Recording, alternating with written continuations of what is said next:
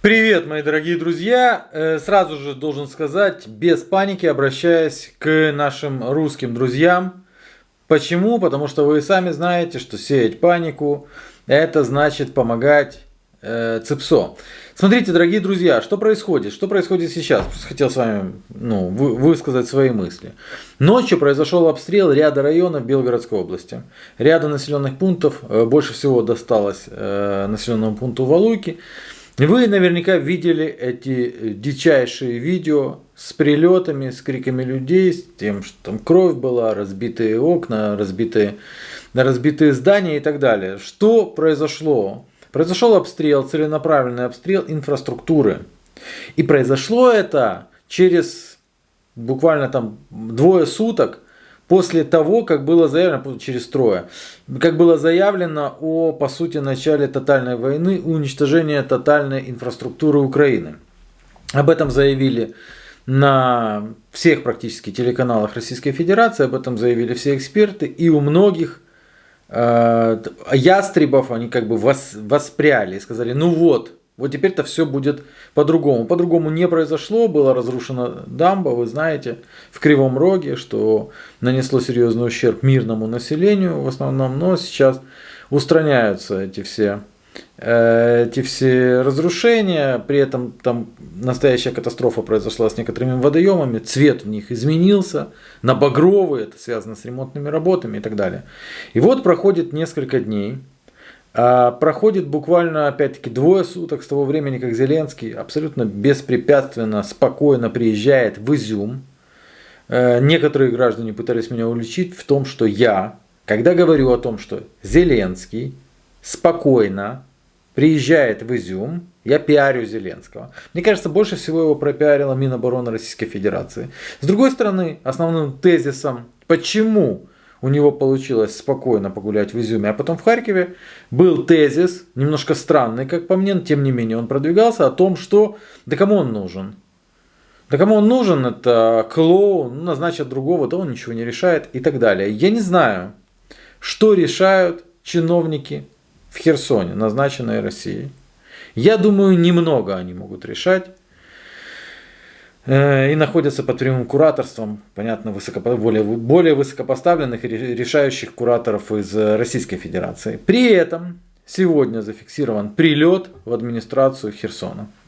К сожалению, при этом прилете погибли абсолютно мирные люди. Тем не менее, прилет был достаточно точный.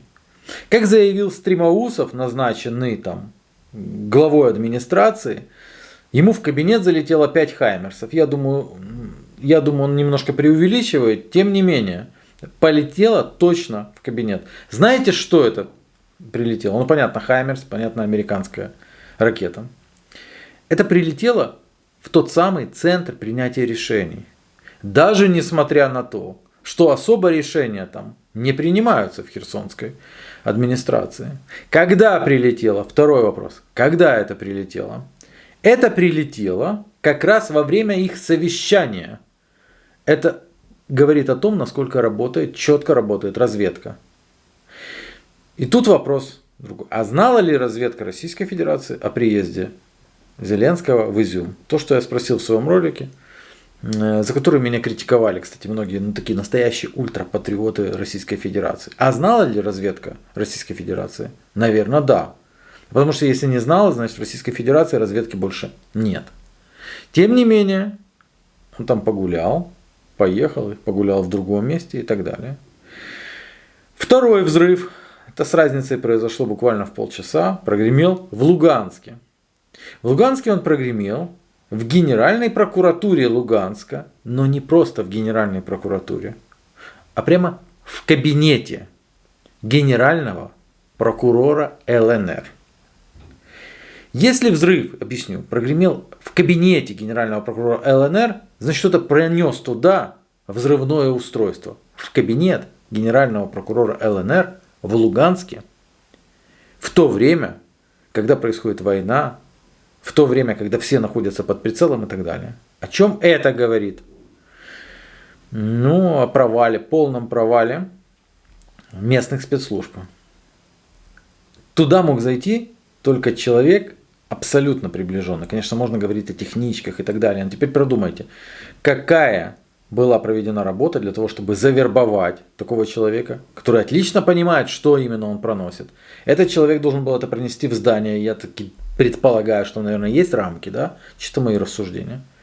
Он проносит это в здание, заносит в кабинет, а потом эта штука срабатывает и гибнет генеральный прокурор ЛНР. Я вам хочу включить запись, которая была вчера распространена из Валуек. Конечно же, те самые российские ультрапатриоты, которые постоянно говорят без паники и так далее, но они обычно находятся, знаете, как за сотни километров от обстреливаемых районов и не спешат почему-то прыгать в окоп. Вот, они скажут, что это же, конечно, не подтверждено, потому что женщина не назвала свое имя и фамилию. Тем не менее. Да, прилетела в подстанцию РЭС. Сидим почти весь город без воды, без света. Вот. Но это только начало, девочки. Это понятно. Я еще сегодня утром сказала, после Борок будут Валуйки. То есть они хозяйничают на нашей границе, а ничего не предпринимается с нашей стороны. По какой причине, непонятно. Мне лично непонятно. Может, кто-то умный стратег понимает, что творится у нас. Я нет. Ничего не делается. И хозяйничают на нашей границе. Смотрите, если даже рядовые, самая женщина, которая не имеет, я уверен, никакого отношения никаким родам войск и так далее, замечают такие вещи. Можно ли их не замечать людям, которые все-таки имеют какое-то отношение хоть к чему-то? Нет, конечно. Все это видят. Это видят тотально все. Все тотально слышат постоянные угрозы. Они, правда, сейчас уже как-то сошли на нет, про центры принятия решений. Что при этом делает Киев? Он бьет по центрам принятия решений. Им все равно.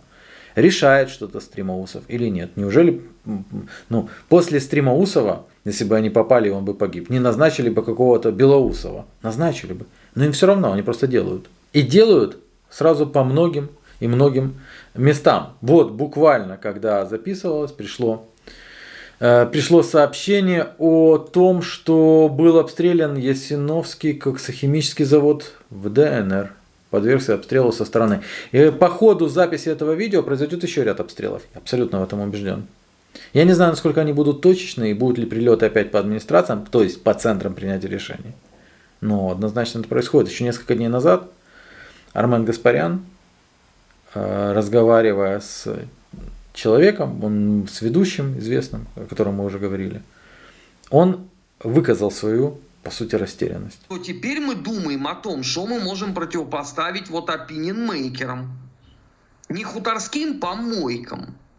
Их можно в данном случае во внимание не принимать. Они отрабатывают повестку, которую им создает Ермак условный. Сереж, когда я сегодня посмотрел, Шари сидит и откровенно над нами издевается.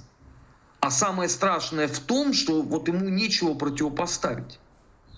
Нечего. Сегодня Зеленский был в Изюме. Почему мы не накрыли его?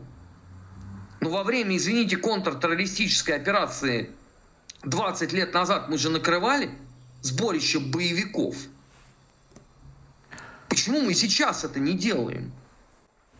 Мы что, помогаем создать этот образ всевеликого победителя? Это неправильно. Что происходит в медиапространстве? Ты посмотри. У одних реально истерика. И уже это больше, извините, 5 дней подряд. Армен Сумбатович, подожди, надо быть откровенными. Дело в том, что попытки наших телеграм-каналов, которые освещают специальную военную операцию, ответить на какие-то вопросы разбивается о реальность. Ты не можешь ответить, если ты не знаешь ответ почему. Потому что для того, чтобы ответить почему мы не убиваем Зеленского, для этого надо знать эту причину. А у меня ее нет, нам никто не объясняет. Субъект, который должен давать этот ответ, он продолжает вещать в том же формате. То есть люди отлично понимают, что слышать это неприятно. Слушать это, блин, дико. Жестко такое слышать. Неприятно совершенно. Лучше такого не слышать. Лучше слышать про перемоги с одной стороны и про великие победы с другой стороны. Но когда что-то происходит явно не то, то об этом надо хотя бы, минимально хотя бы говорить, а не нести ахинею о том, что типа все спокойно и без паники. Без паники? Да, это следует рассказать жителям Белгородской области, которые сегодня ночью, у которых прошла, и неизвестно, какая будет завтра. Неизвестно, потому что этого никто не может сказать, что будет завтра. Прямо в этот момент, на моменте записи этого видео, произошел прилет по Кривому Рогу. Я так понимаю, это в качестве ответки, наверное. Хочется сообщить тем, кто принимает такого рода решения. В Кривом Роге нет центров принятия решений. Ну вот, серьезно. Я слышал, что в Харькове пользовались представители российской Минобороны, ну, в Харьковской области, пользовались картами 80-х годов. Я в это не верю.